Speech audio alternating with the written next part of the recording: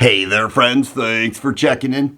Today I want to talk about Bersa handguns, and I'm titling this video Good, Better, and Best because I'm going to bring some handguns that you may have forgot about. Perhaps you were interested and then never got around to it. You may have forgot about it and they are still relevant today.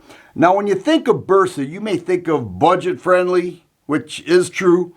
You may think of guns made in Argentina, which in some cases it's true, not in all cases. I'm going to show you. You may think of the Thunder 380 that was so popular. Really put them on the map. It was an inexpensive 380 ACP handgun that many people carried, and they still do to this day. It has a great reputation. But you have to look at where they were in 2011. Now this is a BP9CC. Back then, everything was about the single stack 9mm handgun, and this was the cheapest option you could get out there. Not only that, but it was a very good option. The trigger pull has an 8 round mag, but the trigger pull is so soft. The website says 3.7 pounds. I'm going to agree with that, but check out the reset. Right there. It's crazy. 3.3 inch barrel, MSRP around 354 bucks. All right, upper 200s will probably still get you the BP9CC. The only thing I don't like about this is that it has a magazine disconnect. Outside of that, cool gun, stood the test of time quite well over the years. Another one that was made in Argentina, and this is the generation after the Thunder Pro series, are the TPR models. This is a TPR 9. It is also available with the TPR 9C, a bit smaller. This has a 4¼ inch barrel, 17 round mags. But check this out. This I find amazing. So it's a double action, single action handgun, aluminum frame. It was going in the mid 300s at a time. Now the MSRP is just over $5. But the single action, check this out. Okay, there's your initial pull. Look at that reset. Have you ever seen a reset that short? My trigger finger is barely moving and the thing's resetting. It's unbelievable. Shoots great. Now back then, because this is about 8 years old, back then optics were hit or miss. Most people weren't into optics. So this never became optics ready, although they do have another model called the X model with a threaded barrel. Okay, but it has ambidextrous controls. Great handgun for the money and performs great. Now we're getting toward the best, but since then Bersa moved their operations, many of their operations, to the US, and that's when they started creating the B1911. They made many models of this. I remember at SHOT Show I got a look at many of them. I got the stainless model with the VZ G10 grips.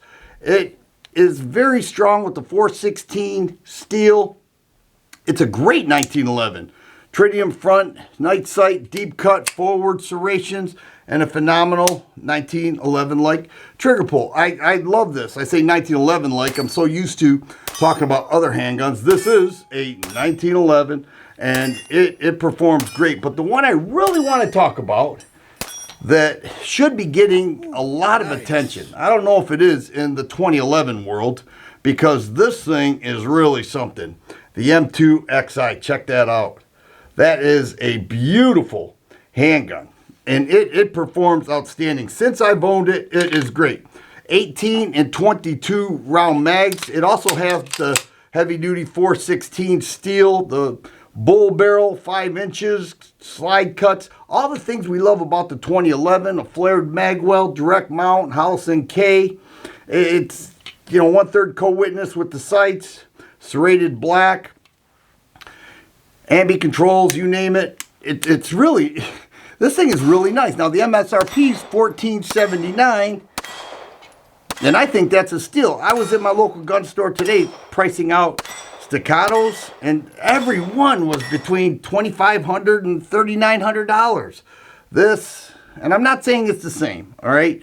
But what I am saying is this thing measures up. It does. You have to check it out for yourself. Now it's available in the all black model or the stainless. But that trigger pull is phenomenal. And I love that 1911 reset. They did a great job with this.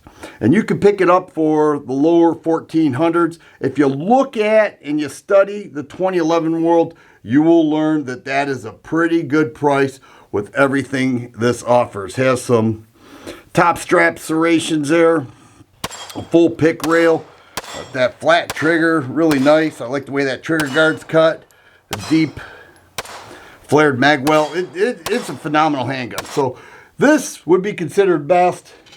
This would be considered best. And the other two are good and better.